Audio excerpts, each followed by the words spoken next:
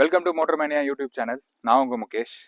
So இன்னைக்கு நம்ம சேனலில் பார்க்க போகிற வண்டி பார்த்தீங்கன்னா பைக் கிடையாது, கார்.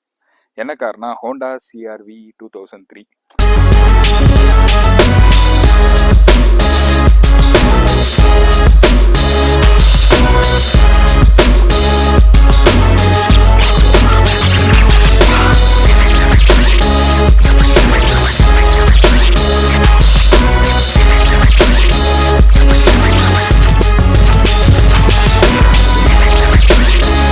எதுக்கு இந்த காரை ஸ்பெசிஃபிக்காக நான் ரிவ்யூ பண்ணுறேன்னா, டு பி ஃப்ரேங்க், இப்போ எப்படின்னு தெரியல. CR-V 2003 அந்த மாதிரி டைமில் பார்த்தீங்கன்னா இது கம்ப்ளீட்டாக மேனுஃபேக்சர்ட் இன் ஜப்பான்.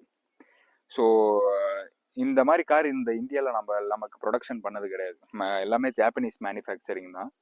ஸோ இந்த காரை வந்து ரொம்ப நாள் ரிவ்யூ பண்ணணும்னு ஆசை. ஸோ இப்போ தான் நம்ம கைக்கு கிடச்சிது. ஸோ வாங்க நம்ம ரிவ்யூ பார்க்கலாம். ஃபஸ்ட்டு இன்ஜின்லேருந்து ஆரம்பிப்போம் வாங்க.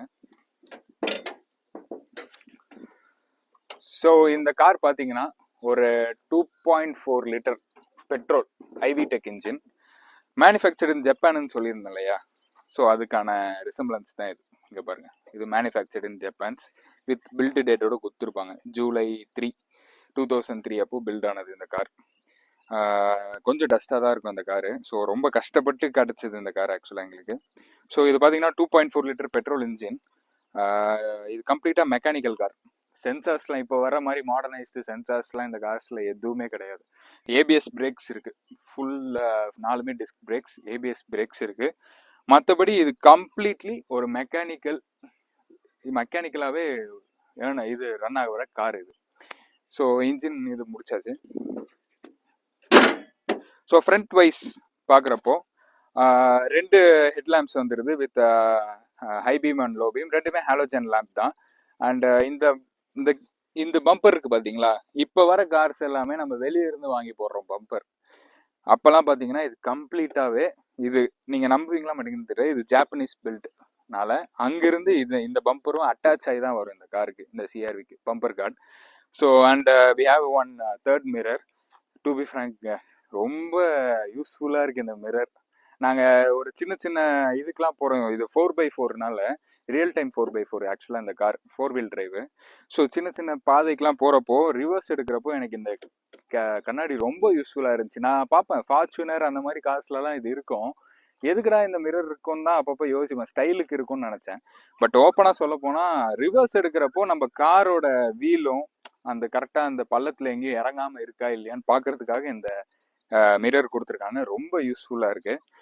ஸோ நம்ம இப்போது வண்டி உள்ளே போகிறதுக்கு முன்னாடி நான் உங்களுக்கு பூட்ஸில் சில இதெல்லாம் காட்டணும்னு ஆசைப்பட்றேன். வாங்க. ஸோ பூட் ஸ்பேஸ்ன்னு வரப்போ நீங்கள் நினைப்பீங்க இது ஒன்று மட்டும் தான் டோருன்னு. அது ஒன்று மட்டும் இல்லை, இதுவும் தான்.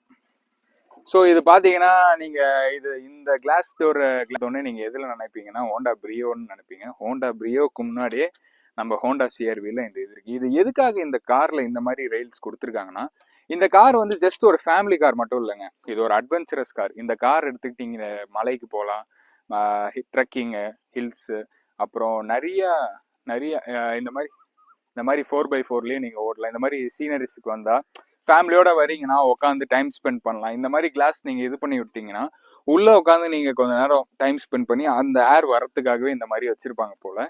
ஸோ அடுத்து இதுதான் main boot space. So boot space பாருங்கள் எவ்வளோ பெருசு இருக்குன்ட்டு. கிட்டத்தட்ட ஒரு 10 லக்கேஜஸ்க்கு மேலே நம்ம இந்த காருக்குள்ளே நம்ம ஸ்டோர் பண்ணிக்கலாம். பூட் ஸ்பேஸை விடுங்க, அதுக்கடுத்து ஒரு ப்ளஸ்ஸான விஷயம் நான் காட்டுறேன். இது நிஜமாலே எனக்கு ரொம்ப சர்ப்ரைசிங்காக இருந்துச்சு. என்னடானா, we have a table. இது கம்ப்ளீட்டாகவே ஒரு டேபிளுங்க இந்த காரில். அதான் சொன்னேன் இல்லையா, இந்த கார் வந்து எல்லா பர்பஸ்க்கும் நம்ம யூஸ் பண்ணிக்கலாம் அப்படின்னு சொல்லிட்டு. அதுக்கு எக்ஸாம்பிளே இந்த டேபிள் தான். இப்போ எங்கேயாவது ஃபேமிலியோட அவுட்டிங் போகிறீங்க, அங்கே போய் உட்காந்து சாப்பிட்ணும், டைம் ஸ்பெண்ட் பண்ணணும், ஒரு ஃபேமிலி கெட் டுகெதர் எங்கேயாவது வெளியில் இந்த மாதிரி நிலத்தில் எங்கேயாவது நடத்துறீங்கன்னா நீங்கள் உங்கள் டைமை ஸ்பெண்ட் பண்ணுறப்போ உட்காந்து சாப்பிட்றதுக்கு உங்கள் டேபிள்ஸ் ஃபுல்லாக இங்கே வச்சுக்கலாம், உங்கள் டிஷ்ஷஸ் ஃபுல்லாக இங்கே வச்சுக்கலாம். அடுத்து கார்ட்ஸ் விளையாடணுன்னா, நைட்டு கார்ட்ஸ் விளையாடணுன்னா நீங்கள் 4 சேர் போட்டு இங்கே உட்காந்து கார்ட்ஸ் எல்லாமே விளாடலாம். ஸோ எவ்வளோ ப்ராக்டிக்கலாக அந்த டைம் ஹோண்டா யோசிச்சிருக்கு பாருங்களேன். நிஜமாலே இப்போ உங்களால எந்த கார்லயுமே இந்த மாதிரி ஒரு டேபிளை அடிச்சு சொல்ற பார்க்கவே முடியாது. 2003ல இந்த ஹோண்டா சிஆர்வில மட்டும்தான் இந்த மாதிரி டேபிள்ஸ் இருக்கும். ஸோ இது ஒன்று. ஸோ திருப்பி உள்ள வச்சிடலாம். ஆக்சுவலாக இது ரொம்ப ஈஸிங்க ஹேண்டில் பண்ணுறதுக்கு, ரொம்ப கஷ்டம்லாம் கிடையாது, ரொம்ப ஈஸியாக ஹேண்டில் பண்ணலாம். இதை தூக்குறதும் அந்த அளவுக்கு வெயிட் கிடையாது, ரொம்ப வெயிட் கம்மியாக இருக்குது. எஃப்ஆர்பி மெட்டீரியல்னு நினைக்கிறேன் இது ஆக்சுவலாக. ஸோ இப்படி பேக் பண்ணிட்டு நீங்கள் இது பண்ணிட்டீங்கன்னா உங்களுக்கு ஆட்டோமேட்டிக் பூட் ஸ்பேஸ் வந்துடும். ஸோ அடுத்து பார்த்தீங்கன்னா நீங்கள் இந்த பூட்டை வந்து உங்களுக்கு இது பத்தலை, இன்னும் ஸ்பேஸ் வேணா ஜஸ்ட் ஒன் புல் தான். இப்படி பண்ணிங்கன்னா உங்களுக்கு சீட்ஸ்லாம் கீழே போயிடும். ஸோ அதை வச்சுட்டு நீங்கள் இன்னும் லக்கேஜை ஸ்டோர் பண்ணிக்கலாம். இது பெட்டாகவும் நீங்கள் யூஸ் பண்ணிக்கலாம். ஸோ அவ்வளோ ஸ்பேஷியஸாக இருக்குது. சொல்லப்போனால் இப்போ இருக்கிற ஹோண்டா சிஆர்வி விட இந்த பழைய ஹோண்டா சிஆர்வி அவ்வளோ ஸ்பேஷியஸுங்க. ஸோ இதை நீங்கள் திருப்பி இழுக்கிறது ரொம்ப ஈஸி. மேலே இந்த பக்கமாக போயிட்டு இங்கே ஒரு பட்டன் இருக்கும், இந்த பட்டன் நீங்கள் இது பண்ணாலே போதும், ஆட்டோமேட்டிக்காக மேலே வந்துடும் சீட்ஸ்.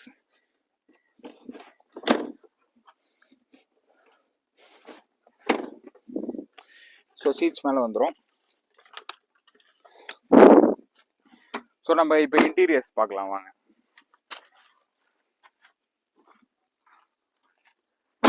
இப்படி வந்துருமாம்மா.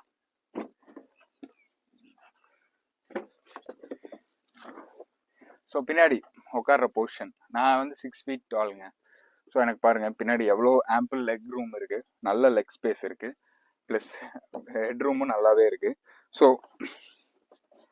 நான் சென்டர்லேயே உட்காந்துக்கலாம், நல்ல ஸ்பேஸ் இருக்குது. கிட்டத்தட்ட இங்கே ஒரு 3 பேர் நல்லா கம்ஃபர்டபுளாக உட்காந்துட்டு வரலாம். ஹைட்டுக்கு எந்த பிரச்சனையுமே இல்லை, 6 அடி உயரம் இருக்கிற எனக்கு எந்த பிரச்சனையுமே இல்லை, தலை இடிக்கல. என்ன சில பம்ப்ஸ், ஏதாவது ஹை பம்ப்ஸ் மட்டும் கொஞ்சம் தலை இடிக்கும். ஸோ பேக் சீட் இவ்வளோ தான். ப்ளஸ் வி ஹேவ் இது எல்லாமே பார்த்தீங்கன்னா கம்ப்ளீட் லெதருங்க. இதெல்லாம் கம்பெனியிலே கொடுக்குறது. அந்த டைம் பார்த்தீங்கன்னா 2003ல் உங்களுக்கு இது வந்து கம்ப்ளீட் லக்ஸூரியஸ் வெஹிக்கிள்ன்றதுனால உங்களுக்கு கம்ப்ளீட் லெதர். இது 2003 எப்போ போட்டதுன்னு சொன்னாலும் நீங்கள் நம்புவீங்களா?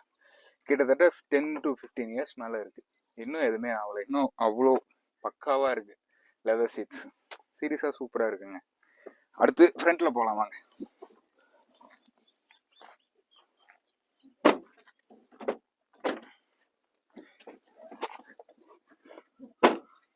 ஸோ டிரைவிங் போஸ்டர் பொறுத்தவரையில் செம்ம கம்ஃபர்டபுள், செம்ம லக்ஸூரியஸ். ஒரு லக்ஸூரியஸ் பேட்டர்னா இதுதான். ஸோ பாருங்கள், நல்லா ஆர்ம் ரெஸ்ட் கொடுத்துருக்காங்க, arm rest. So we have a good position in driving. நம்ம ரிலாக்ஸாக இந்த காரை ஓட்டிகிட்டு போகலாம், அவசரமே பட வேணாம் அந்த காரை ஓட்டுறப்போ. அண்டு உள்ளே என்னென்ன இருக்குன்றதை காமிக்கிறோம், உள்ளே வாங்க. So we have 2 cup holders இருக்குது. இங்கே வந்து நீங்கள் உங்கள் ஃபோன்ஸு, அப்புறம் உங்கள் ஃபோன்ஸ் இங்கே வச்சுக்கலாம், ஈஸியாக வச்சுக்கலாம். அண்டு பார்த்தீங்கன்னா நமக்கு இது வேணான்னா நம்ம இதை வந்து ஃபோல்டும் பண்ணிக்கலாம், பின்னாடி வரவங்க கால் நீட்டிக்கலாம் நல்லா.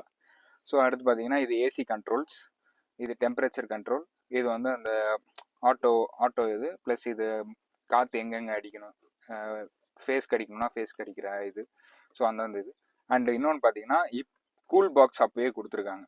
அப்போல்லாம் கூல் பாக்ஸ்னு ஒன்று இருக்காது. இப்போ பார்த்தீங்கன்னா இந்த காரில் ப்ரீமியம் செக்மெண்ட் கார்னால உங்களுக்கு கூல் பாக்ஸோடு வந்துடுது. அண்ட் இன்னொன்று, இது கஸ்டமர் மாடிஃபை பண்ணியிருக்காங்க, ஆல்பைன் செட் போட்டிருக்காங்க. ஹோண்டாவில் வர்றது வேற செட். இது கஸ்டமரே இது போட்டிருக்கனால இது ஆல்பைன் செட். அந்த டைமில் ஆல்பைன் செட் போட்டிருக்காங்க. ஸ்டீரியோலாம் செம்மையாக இருக்குங்க, பிச்சு உதறது இப்பயும்.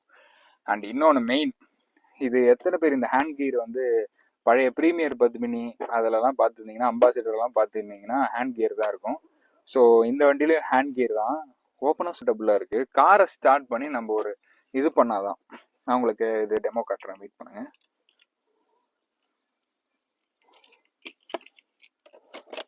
ஸோ இப்போ காரை ஸ்டார்ட் பண்ணிட்டோம், ஸ்டார்ட் ஆயிடுச்சா? ஸ்டார்ட் ஆனதுக்கப்புறம் உங்களுக்கு ஏதாவது சத்தம் கேட்குதா? எந்த சத்தமும் இல்லை, சைலண்டாக இருக்கா? ஸோ அவ்வளோதான். இது மேனுவல், இது ஆட்டோமேட்டிக். டீல்னு போட்டிங்கன்னா டி ஃபார் டிரைவ், டி வந்து டிரைவு, என் வந்து நியூட்ரலு, ஆர் வந்து ரிவர்ஸு, பி வந்து பார்க்கிங்கு, செகண்ட் கியர் வந்து ஹில்ஸில் போகிறதுக்கு, ஃபர்ஸ்ட் கியர் வந்து ஃப்ளட்டில் போகிறதுக்கு, தண்ணியில் போகிறதுக்கு. ஒரு குறிப்பிட்ட ஹைட் வரையும் நீங்கள் இந்த காரை வந்து தண்ணியில் நீங்கள் ட்ரைவ் பண்ணிக்கலாம். ஸோ இது அட்வென்ச்சரஸ் கார்னால நீங்கள் தண்ணிலையும் இந்த காரை ட்ரைவ் பண்ணிக்கலாம்.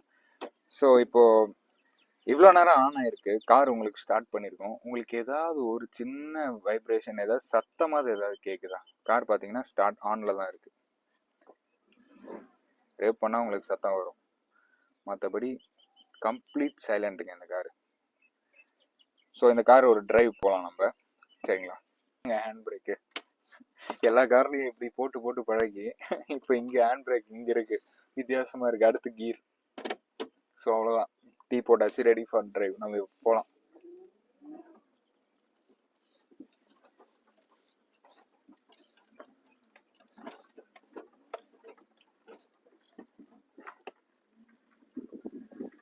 ஸோ இது கம்ப்ளீட்டாக ஒரு ஆட்டோமேட்டிக் காருங்க, 4 ஸ்பீட் டிரான்ஸ்மிஷன் இந்த காரு. ப்ளஸ் எங்களுக்கு இன்னொரு ஒரு ஆப்ஷன் கொடுக்குறாங்க, ஓவர்டின்னு சொல்லிட்டு, ஓவர் டிரைவ். இந்த ஓவர் டிரைவ் எதுக்குன்னா, இப்போ நீங்கள் வந்து ஒரு இன்ஸ்டன்ட் ஓவர்டேக் எடுக்கணும்னு வைங்களேன், உங்களுக்கு சடனாக உங்களுக்கு பிக்கப் வேணும்னா நீங்கள் இதை புஷ் பண்ணிங்கன்னா உங்களுக்கு இன்ஸ்டன்ட் டார்க் ப்ரொடியூஸ் ஆகி கார் உங்களுக்கு இன்னும் கொஞ்சம் ஃபாஸ்ட்டாக போகும், நல்ல பிக்கப் வரும். சடன் பிக்கப்புக்காக இந்த ஓவர்டி. பட் நீங்கள் இதிலே போட்டு ஓட்டினீங்கன்னு வைங்களேன், இந்த கார் மைலேஜ் தர்றதே ஒரு 5 தான். அந்த 5ம் உங்களுக்கு வந்து பார்த்தீங்கன்னா 2ஆக மாறிடும். ஸோ இந்த கார் வந்து ஒரு குடிகாரன், இந்த கார் நல்லா குடிப்பாங்க இந்த காரு. இன்னொன்று என்னன்னா, இந்த காரோட ப்ரைஸ் பார்த்தீங்கன்னா 2003 அப்போ 15 lakhs. இப்போ வந்து ஒரு காரோட ப்ரைஸே 20 lakhs பக்கம் தான் இருக்குது. ஸ்டார்டிங் ப்ரைஸே ஒரு டாப் எண்ட் வேணும்னா 15 lakhsக்கு மேலே ஒரு 20-25 lakhs வருது. இப்போ பேஸ் வேரியண்ட்டே 15 lakhs தான். ஸோ அந்த காலத்தில் டாப் எண்ட் பார்த்தீங்கன்னா 15 லட்சம் ரூபாய் வருது. அந்த 15 லட்சம் டாப் எண்டுக்கு என்னென்னலாம் கிடைக்குதுன்னா, உங்களுக்கு வந்து 2 ஏர்பேக்ஸ். ஏர்பேக்லாம் அப்போல்லாம் இப்போதான் மேண்டிட்டரிங்க ஏர்பேக். அந்த டைம்லாம் ஏர்பேக் மேண்டிட்டரிலாம் கிடையாது. நீங்கள் கொடுத்தீங்கன்னா உங்களுக்கு ஏர்பேக்கோட கார் கொடுப்பாங்க. ஸோ ஏர்பேக்கும் அப்புறம் அங்கே பேசஞ்சர் சீட் ஏர்பேக்கும் உங்களுக்கு வருது. டிரைவருக்கும் பேசஞ்சருக்கும் உங்களுக்கு ஏர்பேக் கொடுத்துட்றாங்க. ப்ளஸ் உங்களுக்கு 2 லைட்ஸு. அடுத்து உங்களுக்கு பார்த்தீங்கன்னா இங்கே ஒரு மிரரு, இங்கே ஒரு மிரரு